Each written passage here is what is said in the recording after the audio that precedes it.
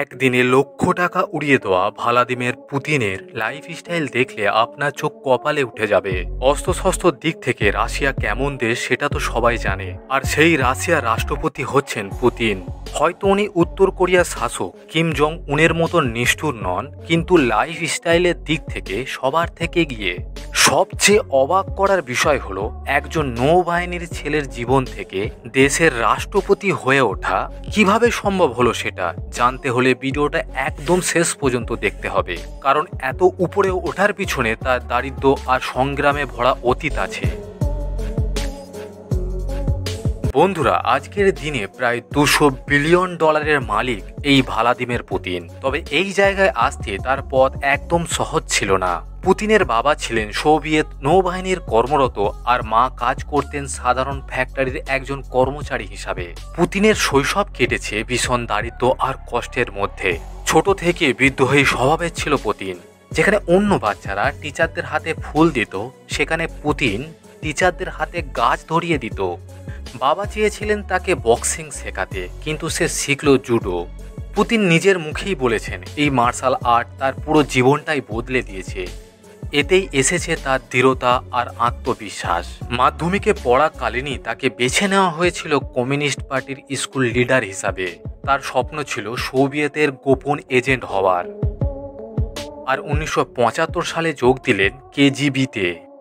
প্রথম দিকে তিনি ছিলেন সাধারণ গুপ্তচর, কিন্তু ধীরে ধীরে সকলের কাছে পরিচিত হয়ে উঠলেন।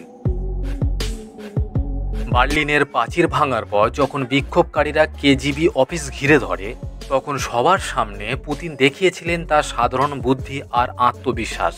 মাত্র কয়েকজন অফিসার থাকার পরেও তিনি এমনভাবে বিক্ষোভকারীদের হুমকি দেন, তার ফলে সেখান থেকে সবাই ভয়ে সরে যায়। আর সেখান থেকেই শুরু হয় তার আসল উত্থান। 1989 সালে প্রথমবার তিনি রাজনীতিতে আসেন, আর মাত্র কয়েক বছরের মধ্যেই প্রেসিডেন্টের আস্থাভাজন হয়ে ওঠেন। অবশেষে 1999 সালে প্রেসিডেন্ট বরিস ইয়ালতসিন নিজের জায়গায় উত্তরসূরি হিসাবে পুতিনকে বেছে নেন। হঠাৎ করেই গোটা বিশ্বের সামনে নতুন রাষ্ট্রপতি হিসাবে উঠে আসেন ভ্লাদিমির পুতিন। কিন্তু বন্ধুরা, রাষ্ট্রপতি হবার পর থেকে তার জীবন যেমন এমন পর্যায়ে পৌঁছায় যা কল্পনাও আর সিনেমাকেও হার মানায়। তার নিরাপত্তা ব্যবস্থাও যেন সিনেমার মতো। বুলেট প্রুফ গাড়ি, নকল কাফেলা, ড্রোন আর স্নাইপার নজরদারি সবাই থাকে তার চারিপাশে। এমনকি যেখানেই যান আগে ভাগে পুরো এলাকা স্ক্যান করে নিরাপদ করা হয়। সকালের রুটিনও কম চমকপ্রদ নয়। দেরি করে ঘুম থেকে উঠে কফি খান, তারপর সাঁতার কেটে জিমে এক্সারসাইজ। ব্রেকফাস্টে ভরপেট খেয়ে নেন মাংস, মাছ আর সালাড, কারণ দিনের বাকি সময় প্রায় হালকা খাবারই তিনি খান।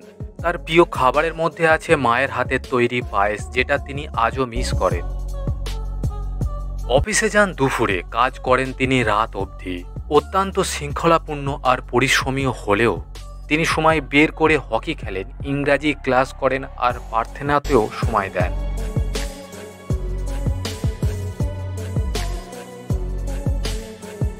ব্যক্তিগত জীবনে 1983 সালে বিয়ে করেছিলেন লুদমিলা নামের এক শিক্ষিকাকে। তাদের 2 মেয়ে হলেও 1914 সালে বিবাহ বিচ্ছেদ হয়। তারপর থেকেই শোনা যায় জিমন্যাস্টিক অলিম্পিক মেডেলিস্ট আলিনার সঙ্গে তার সম্পর্কের কথা। তবে তাকে নিয়ে রয়েছে নানা রকম বিতর্ক।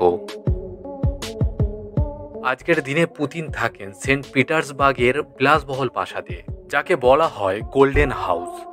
লোকমুখে প্রচালিত আছে এখানে তিনি আলিনার সঙ্গেই বসবাস করেন।